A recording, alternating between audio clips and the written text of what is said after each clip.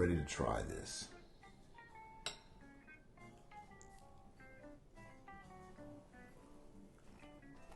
Oh, that's tasty. And it's cheesy, it's smooth, it's bacony. This is my best beer cheese soup. I'm Joseph Brooks, and this is Lawyer in the Kitchen.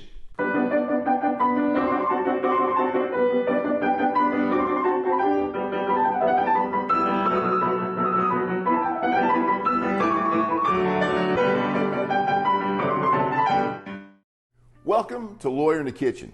Today, we're going to make my best beer cheese soup. And, you know, I looked this up because I always like to see what's going on, how these dishes came about.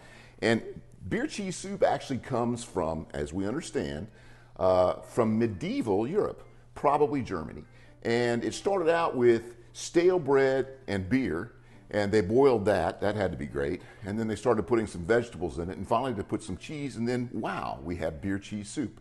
Now, in America, you would think, Sharon, where do you think beer cheese soup comes from in America?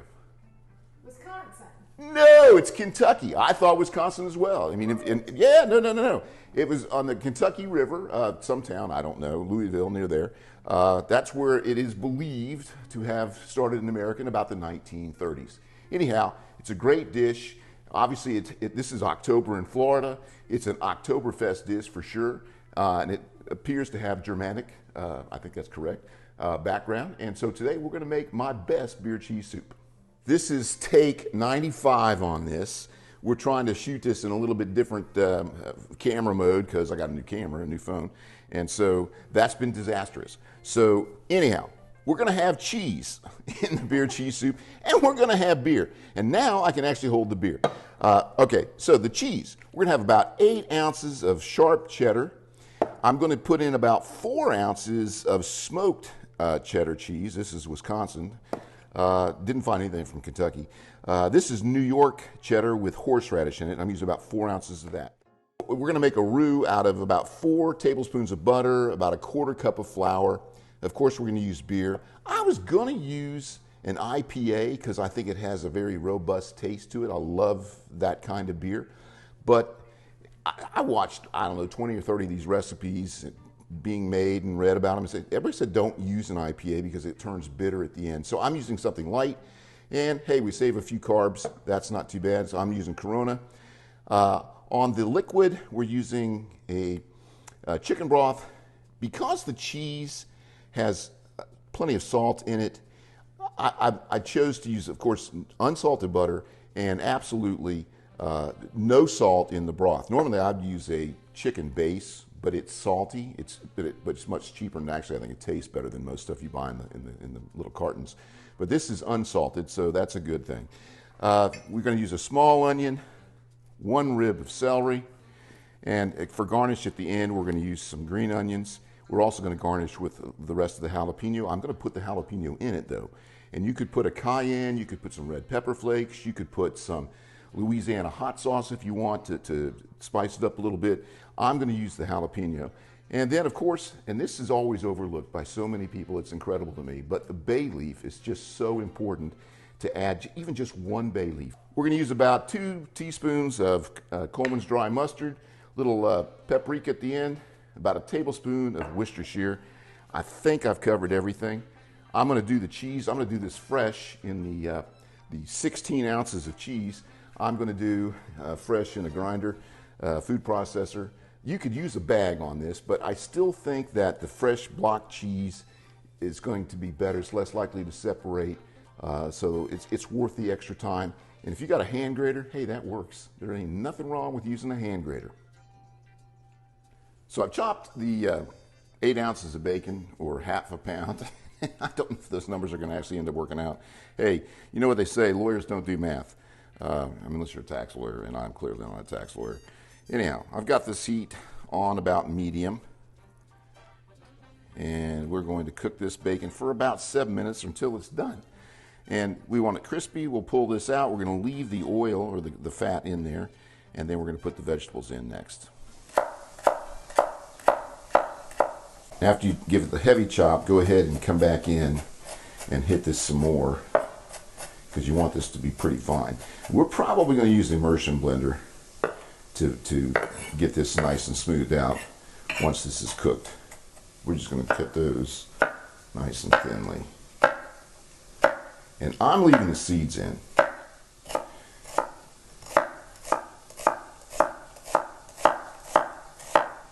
And again, on the onions, we want to finely chop those.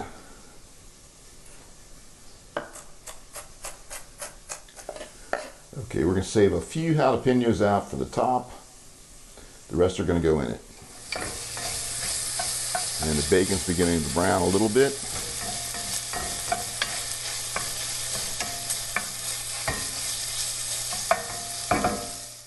This is actually taking about 10 minutes, but we're pretty close. We want this to be crisp. Want all this out of there because I'm going to probably use the immersion blender.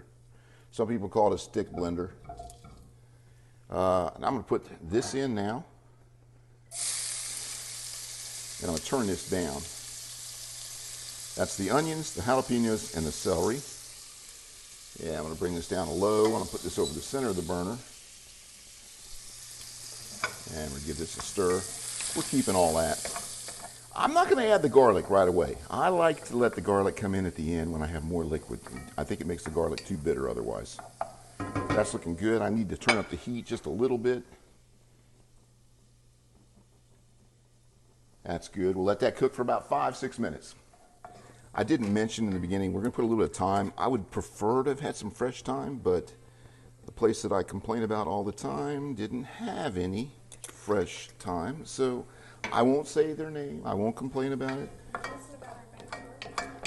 No, we don't have any thyme in the backyard either. All right, we got that. We're going to put in half our beer.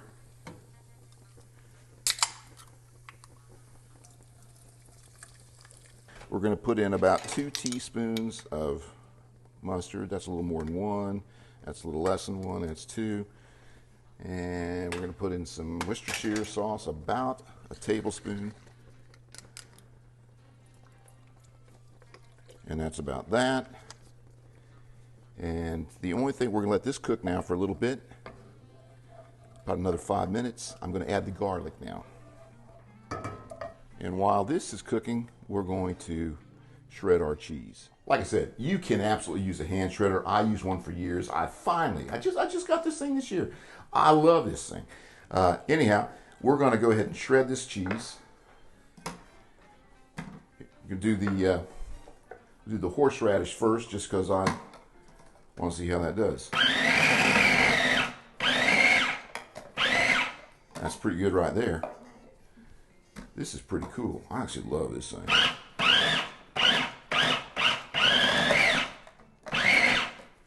All right, and here's our 8 ounces of cheddar, which we put the 2 4 ounces with. You get 12 or 14 or 16, whatever that turns out to be.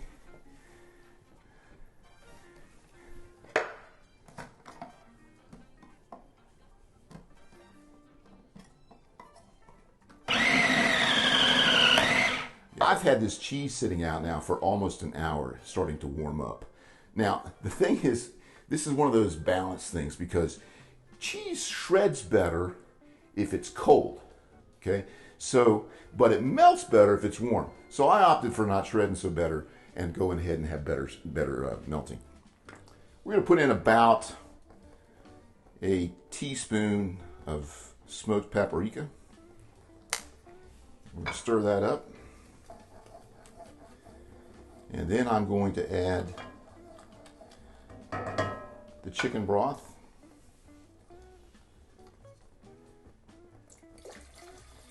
And we're going to simmer this for about 10 minutes.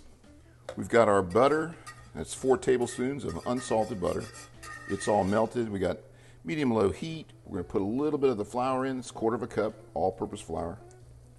We're going to make a roux. This is so different from the roux you would use for shrimp gumbo. That stuff takes 30-40 minutes to make, and in dark brown. We just want to cook this enough to get the flour taste out of it and make the thickener. You want to constantly stir this so you don't burn it. Now, we're going to cook this for just a little bit. Just get nice and golden and get the flour taste out. So our roux is cooked for a couple of minutes, and we're just going to pour it in, mix this up as we do it. And we're going to turn it down just a little bit. We don't want to get too thick yet. And we still have to put our beer in, the rest of the beer, and the cheese. I'm going to use the immersion blender, or the stick blender, on this. And hopefully this will not go all over the house. I have done that.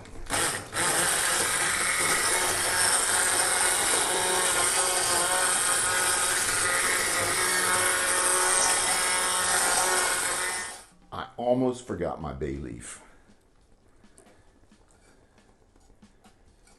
I would like to cook that in there a little longer, honestly, but that's okay. This will be all right. So we're almost at the finished here. We're going to put some pepper in.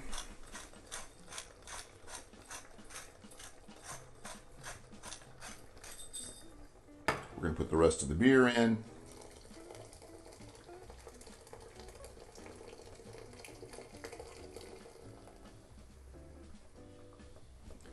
And I didn't mention this in the ingredients.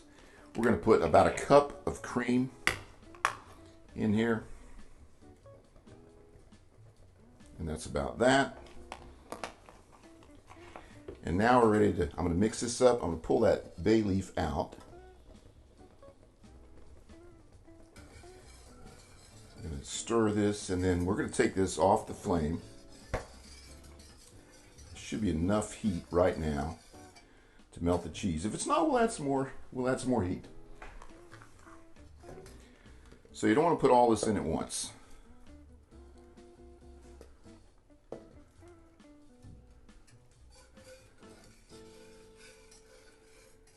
Put a nice handful in there and stir it around,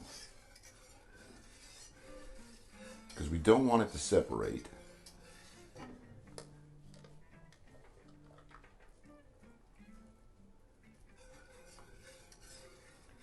This is looking pretty close already, and we got a lot more to put in this. I think this is going to be all right. It's at 12 ounces. It went to 14, or was it 16? I don't know how many ounces this was. All right, so we're going to get the rest of this in here now.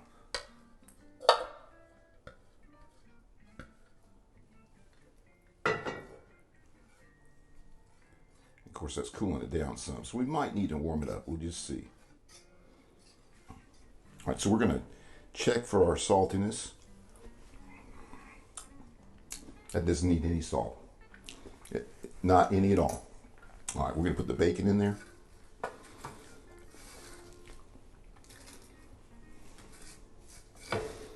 And that's actually going to get a little more salty with the bacon.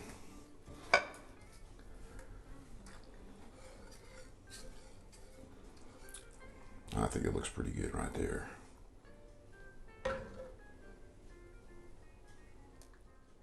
All right, we're ready to try this.